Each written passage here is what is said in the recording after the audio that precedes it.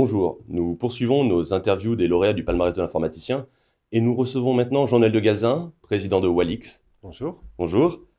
Walix qui a donc été récompensé lors de ce palmarès du prix PAM. C'est quand même assez admirable de voir une entreprise française remporter un prix sur un secteur où on a des acteurs américains, des acteurs israéliens et pourtant c'est vous qui passez devant. Voilà, alors c'est vrai, ça peut être assez admirable. Ce qui est intéressant, c'est que quand on regarde d'ailleurs dans le classement dans le détail, on s'aperçoit que sur l'Europe, Moyen-Orient, Afrique, qui est vraiment le domaine dans lequel on pousse nos solutions de PAM, on est positionné comme étant la voix des clients. Donc voilà, on a développé le PAM pour nous au départ, pour être meilleur dans la qualité de nos services et le niveau de sécurité que l'on offrait à nos clients. Et aujourd'hui, du PAM pour nous, on se développe vers une technologie de traçabilité au départ, qui permet de rendre auditable n'importe quel accès informatique.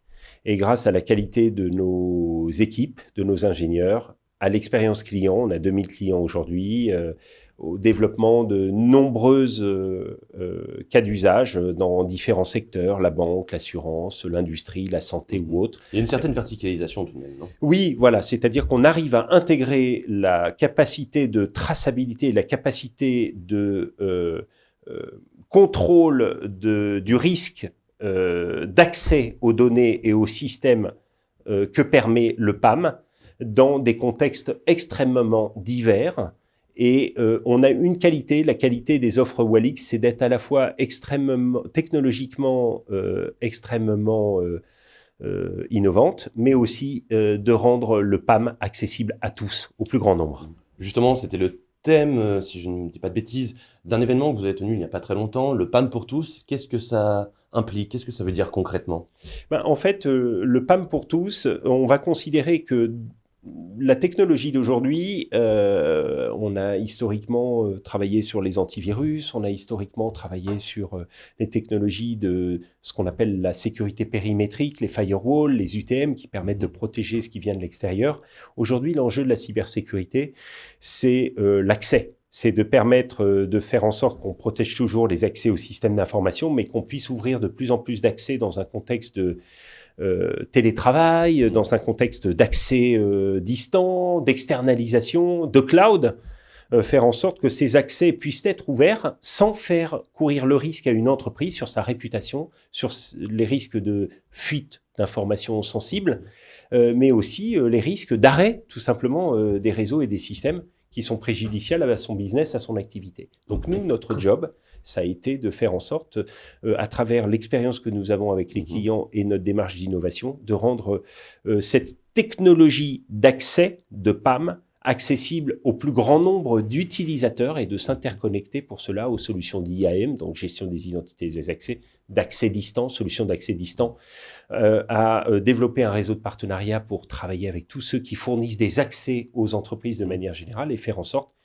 de cette manière, qui permettent à ces accès d'être plus sécurisés et à ces directeurs informatiques d'organisations qui adoptent ces solutions-là de se mettre en conformité avec les risques en matière d'hébergement de données de santé, par exemple, d'hébergement de données clients, d'hébergement de données personnelles. Donc ce PAM de pour manière tous générale. passe beaucoup par l'intégration avec d'autres acteurs. Le PAM pour tous passe par le développement de nos technologies historiques de PAM pour les contextes de systèmes d'information, contrôle, de gestion, de gouvernance des accès informatiques des tiers mainteneurs applicatifs, par exemple, des sociétés de services à qui l'on externalise la gestion de ces systèmes d'information ou l'accès à ces données, mais aussi grâce au développement de nouveaux produits et de l'acquisition de sociétés que Walix a faites en Espagne ou en France.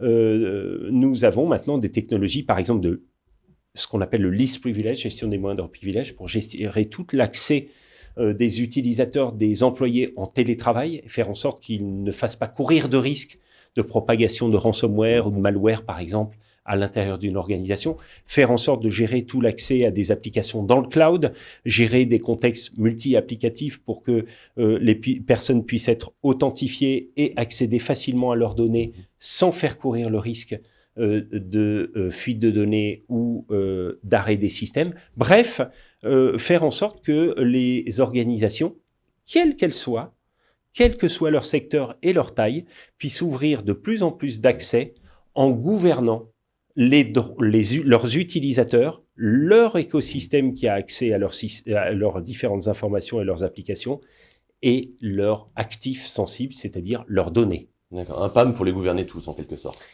Voilà, en plus on aime beaucoup Le Seigneur des Anneaux, effectivement, et Tolkien. Le PAM, c'est un peu le A de l'IAM, c'est-à-dire c'est l'accès de la gestion des identités et des accès qui permet la mobilité de tous dans les organisations. Justement, vous parlez un peu de cloud. Est-ce que le PAM, il a vocation à aller dans le cloud?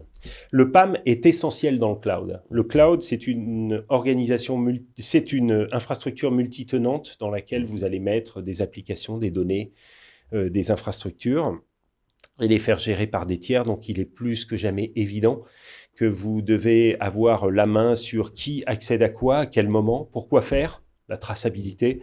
Et bien entendu, externalisé dans le cloud ne vous affranchit pas des réglementations en matière de protection des données, protection des cartes bleues, des données de santé, des données financières, des données d'assurance, des données quand vous êtes ce qu'on appelle un opérateur de services essentiels ou un opérateur d'importance vitale. Bref, dans tous les domaines, il existe des réglementations qui vous obligent à protéger, à dérisquer, si je puis dire, l'accès et les risques liés à l'accès à vos systèmes d'informatique et à vos données. Donc nous, le PAM, on est un peu l'œil du directeur informatique et celui qui va lui permettre de garder, grâce au PAM, un œil sur l'accès à ses données et ses systèmes pour pouvoir dormir tranquille sur ses deux oreilles et ouvrir et être innovant, agile et ouvrir davantage d'accès à son écosystème, ses clients et ses utilisateurs. Évidemment, le cloud n'exempte pas de contrôler ses accès. Peut-être un dernier point. Je sais que le sujet de la souveraineté vous tient beaucoup à cœur et je vous ai entendu parler de notion que je ne connaissais pas, qui est celle de responsabilité numérique des entreprises, qui fait un peu écho au RSE, par exemple. Oui. Qu'est-ce que vous entendiez par là? Nous, on pense que acheter du numérique, c'est prendre une responsabilité sur les données et quelque part des services parfois essentiels à des utilisateurs, sans qu'ils soient totalement au courant de ce qui se passe. Donc nous, on pense qu'il y a une responsabilité numérique lorsqu'on met en œuvre des systèmes informatiques, des systèmes numériques, quels qu'ils soient, et il y a une responsabilité lorsqu'on en achète pour héberger des applications ou des données. Et donc, on est nous-mêmes extrêmement sensibles au respect de la vie privée, au respect de la protection des données des entreprises, et l'ensemble de l'entreprise veut se mettre dans une perspective où de plus en plus nous allons inciter les acheteurs, les directeurs informatiques, les patrons des entreprises, les patrons et les patronnes des entreprises, à accorder une importance à la protection des données et à la protection des accès lorsqu'ils achètent des solutions numériques. Et donc, nous voulons œuvrer pour la responsabilité numérique des entreprises. Il y a aussi un potentiel absolument extraordinaire en Europe, puisque nous sommes la première région industrielle du monde. Il y a énormément de jeunes entreprises, mais d'entreprises plus anciennes dans le secteur de la cybersécurité, bien sûr. Voilà. Et pour donc être en mesure de créer un actif et de valoriser cet actif dans le futur est aussi un enjeu industriel pour tout notre continent européen. Et puis enfin pour nos enfants, qui accèdent à des données en permanence et à des applications en permanence, et ont-ils besoin de se mettre en permanence tout nus pour pouvoir accéder à une innovation ou à une application? Nous pensons qu'il y a une voie ouverte pour l'innovation qui respecte la vie privée et les données personnelles et non personnelles. Et donc Walix veut être un acteur d'un numérique de confiance qui respecte ça. Écoutez, merci beaucoup Jean-Noël de Galzin. Et nous nous retrouvons très prochainement pour d'autres interviews, d'autres lauréats du palmarès de l'informaticien.